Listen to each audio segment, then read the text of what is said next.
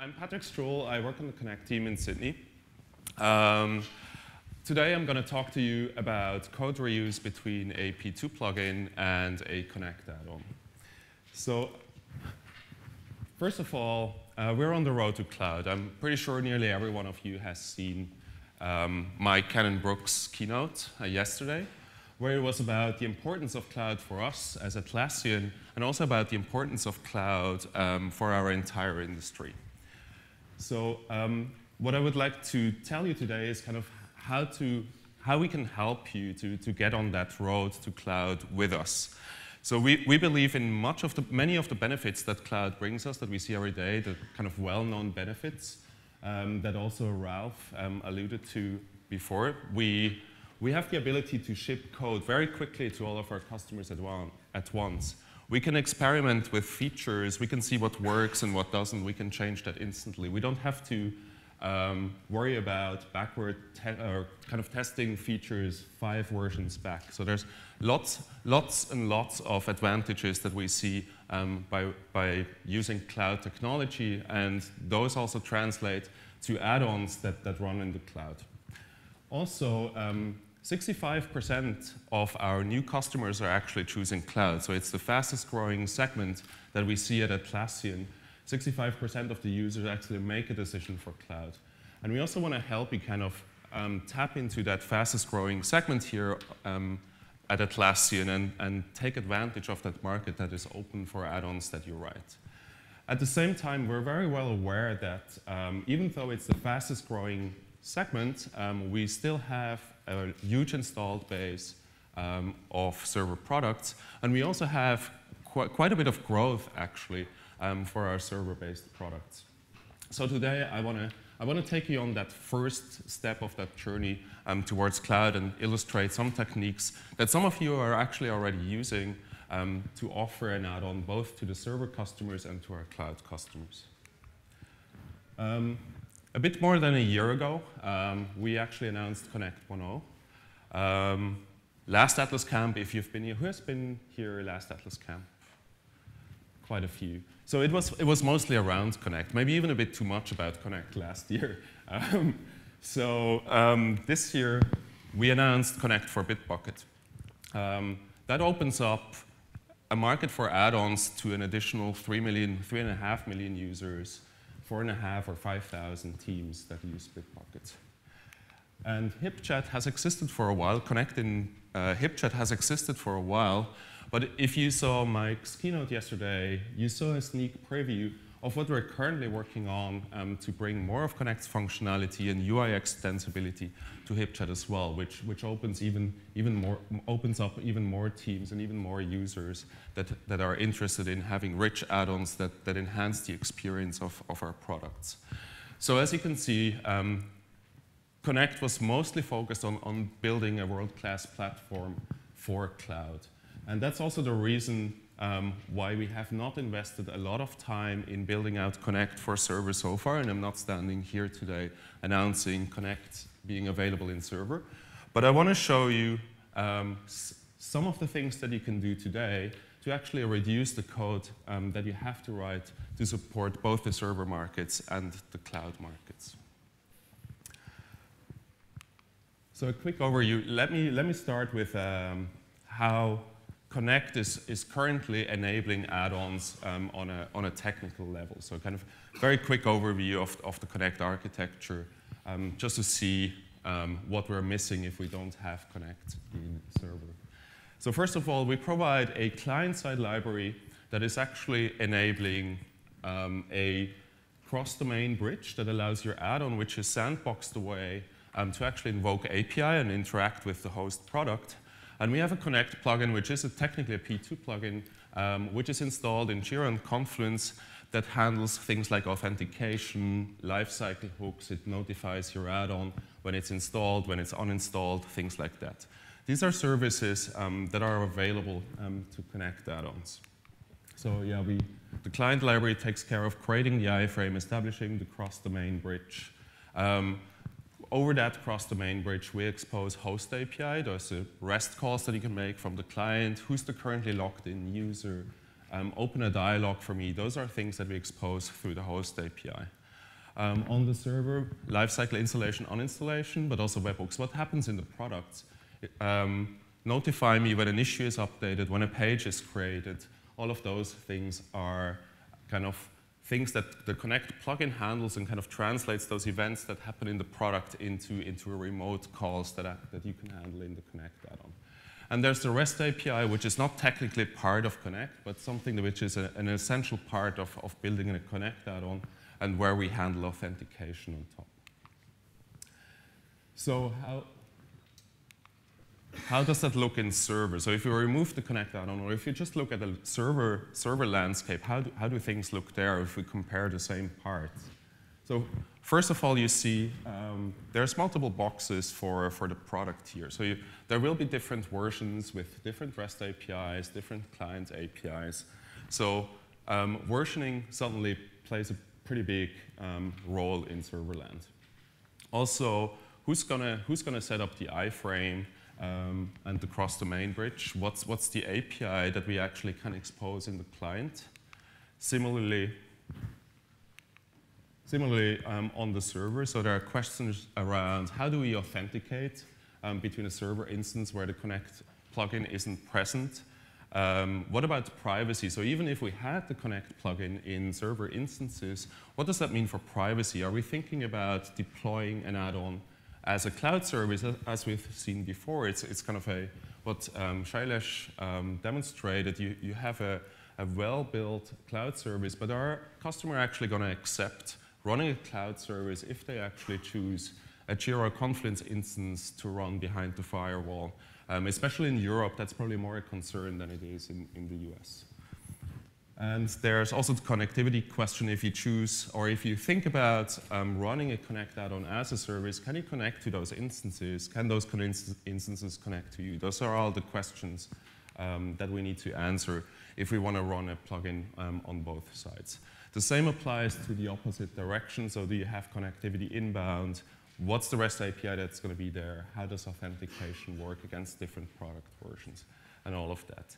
And I want to show you how to address some of those questions, even in the absence of the Connect plugin in a server instance, over the next 20 minutes. And I'd like to start with an actual example. It's an add-on that I built a while back, actually, a Connect plugin.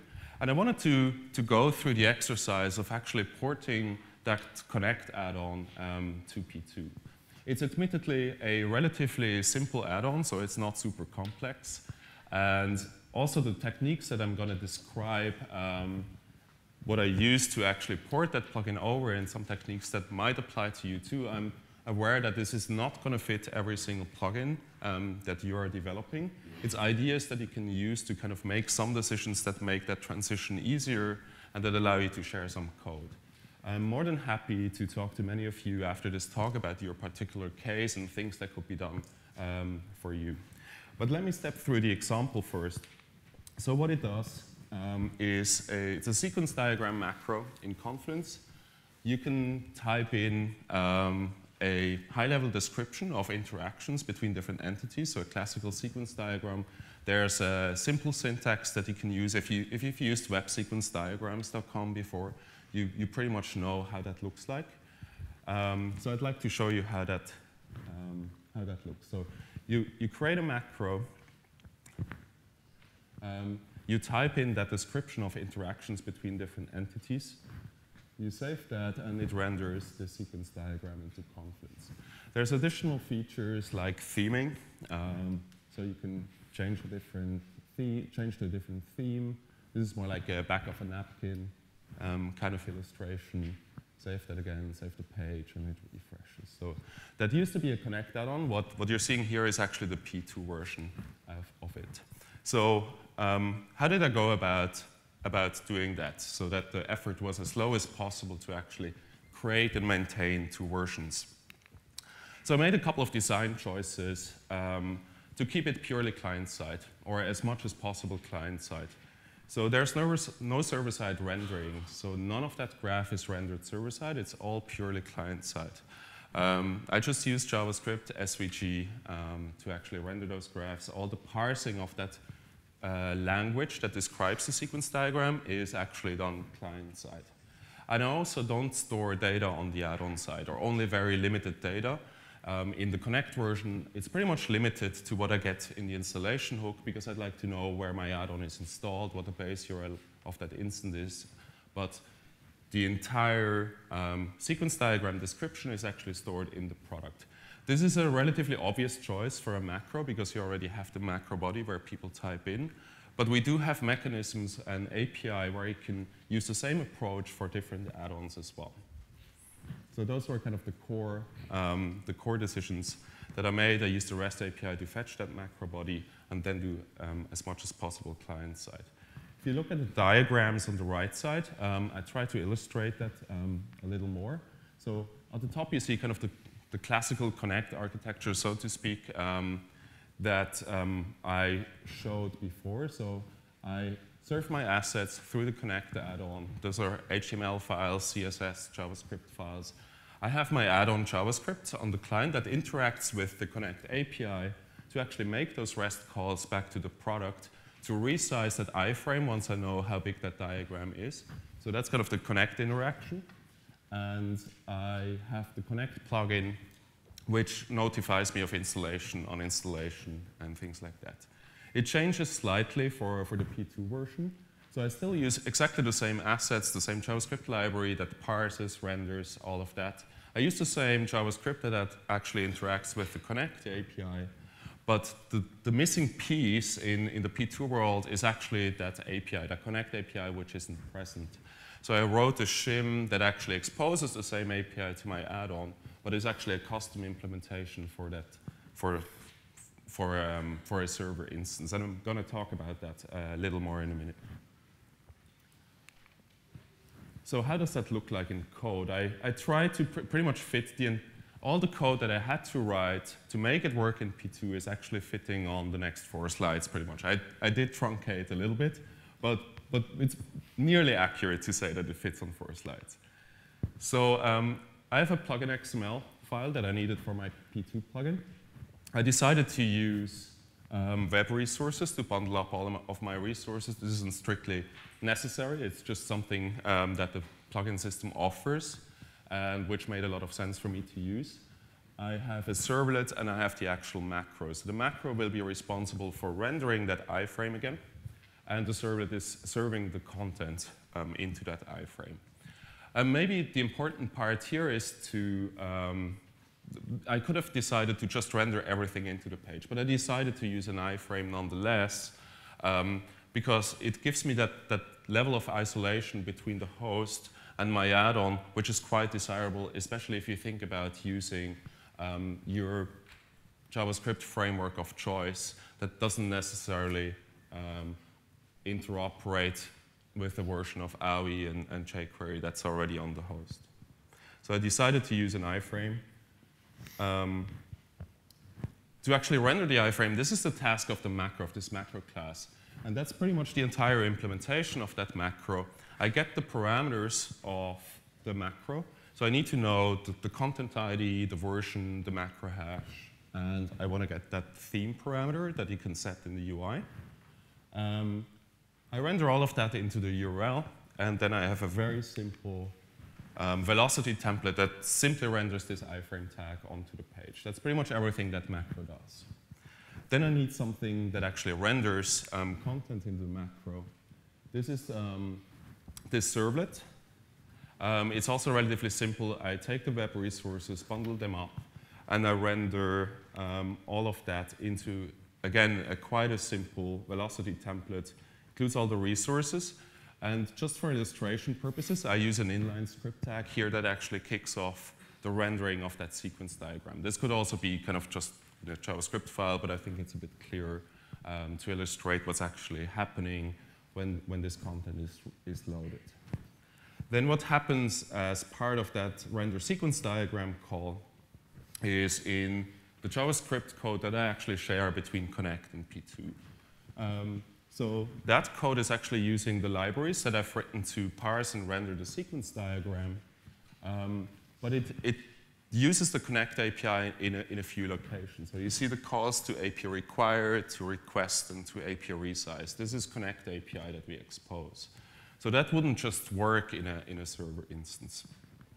So in order to make that work, so generally, just to quickly walk you through to what's actually happening here, based on those parameters that I had in the URL, I actually go ahead and make a REST call to fetch that macro body, which contains a sequence diagram definition, which I can then parse and render and all of that.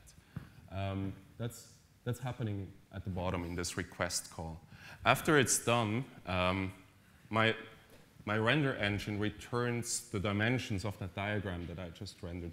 So I call API resize to actually resize that macro iframe to the correct size so that it shows the entire diagram. So that's pretty much everything that happens here. In order to do that, I need this connect JavaScript shim. And this is, again, not a whole lot of code. It's pretty much just a JavaScript file that I embed, again, in the iframe. So that's maybe the surprising part, because given that I'm now run in a server world, I don't have a cross-domain issue anymore. So I can actually call JavaScript code directly from my iframe. That's actually part of my parent. So I can take shortcuts here compared to the official Connect JavaScript library, which always does everything through the post message bridge between host and the iframe. So this is pretty much, I kind of truncated the actual request implementation a bit, so the AJAX call is a bit truncated. But otherwise, require, resize, this is all relatively easy to shim away.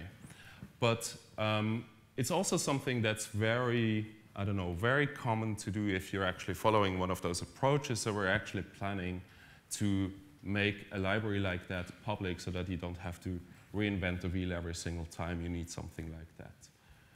There's also, all of that code is actually public on Bitbucket.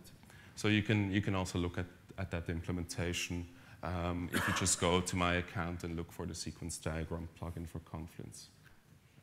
So this is pretty much the example that I went through, the kind of what does it mean to port the Connect add-on to the P2 world with as much code reuse as possible. So I could pretty much reuse everything but the 4 things that I've shown you here. Thinking about that a bit more, there are a couple of best practices that can be extracted from that that might help you for your add-on as well. It's not going to fit every case, but it will fit quite a few cases, and some of it is actually best practice for other reasons as well.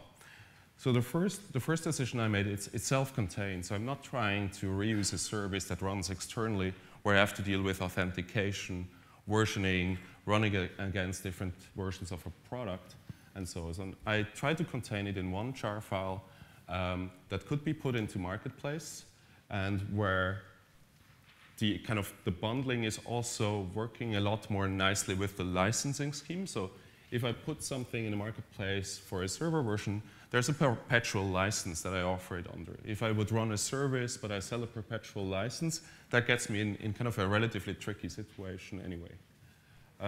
So making it self-contained, if possible, is a good strategy for that kind of code reuse. If I do that, then I'm in the position to actually abstract away 2 parts of the system. So everything is bundled. I don't have to worry about connectivity and authentication, but I have to worry about things like storage, webhooks, things like that, plus the Connect.js shim that I illustrated in my example. So there are these 2 adapters, one client side, one server side, that I'll need to implement to make my Connect plugin work. It also implicitly means that if I want to share server-side code, Java or a JVM compatible language is a prereq. So you lose some of the advantages of Connect that would allow you to kind of choose your stack arbitrarily. So the adapter server side, I talked about the Connect.js shim and kind of the absence of the cross-domain bridge. But then for server side, the responsibility of an adapter like that is converting events and webhooks into something that you can handle consistently by your Java implementation. Also, storage is something that you would need to abstract away at a certain level. This can be higher level. It could just be an API, and then you abstract away the entire storage mechanism, or you can do that a bit lower level. But kind of all of this bridge API at that point is something that you would need to implement in addition.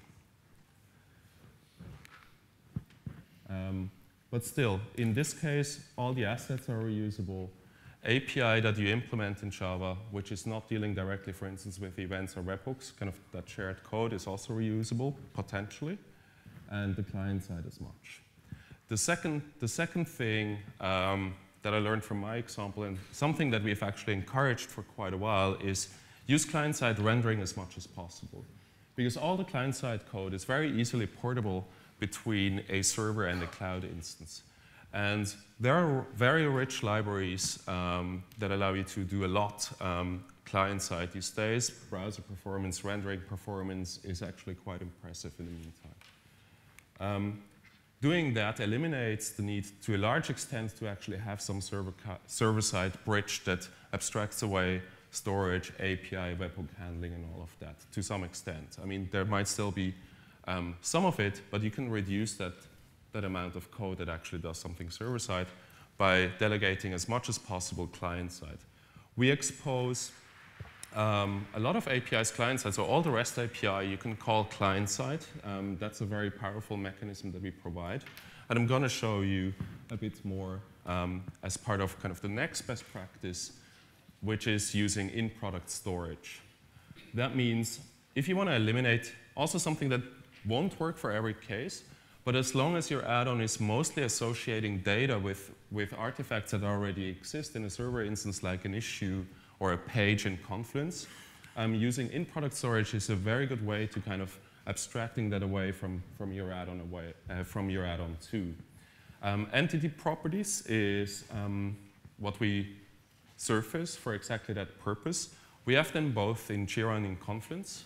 There's a REST API to get and to update those properties. It's not exactly the same in Jira and Confluence, but it's very similar. You can declare them pretty much the same way for Jira and Confluence in your Connect plugin descriptor. And the added benefit of doing that, and that doesn't have a whole lot to do with Connect versus P2, is by storing data with the entities in the products, you also get searchability by whatever you store with those issues. So you can say, my properties that I store, they're also indexed. And if people search by a keyword that I set as part of those properties, they will find the artifacts based on my data that I set in.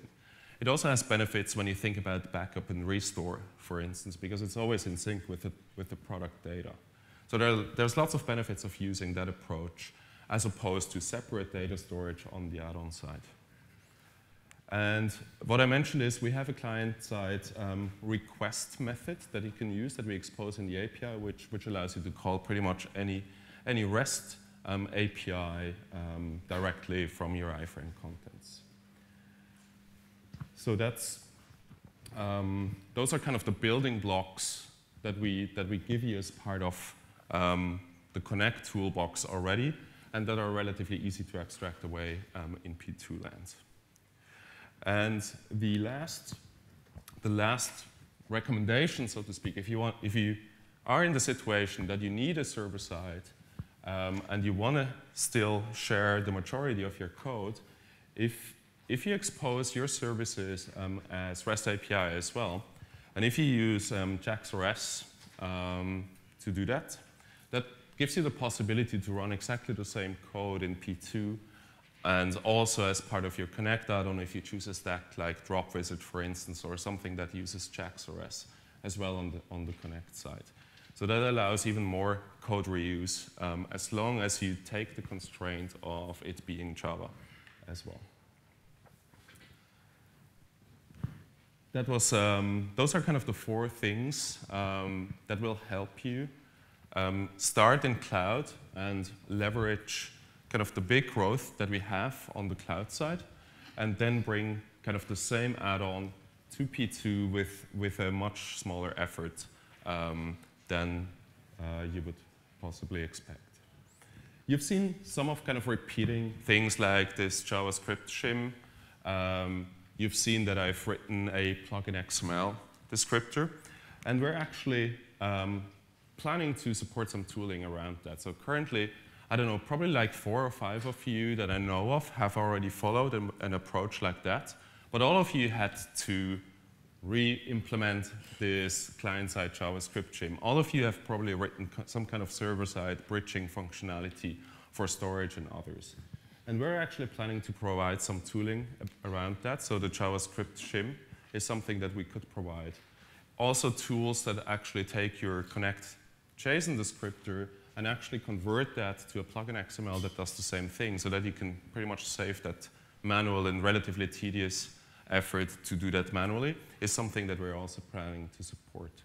For server-side adapter sharing, I would be very interested to know kind of what you have done in the past, if there's some commonalities, if there's maybe even value at some point in saying, okay, we collaborate on kind of extracting the common parts and create a project, maybe an open source project where different people can contribute to actually make that reusable as well.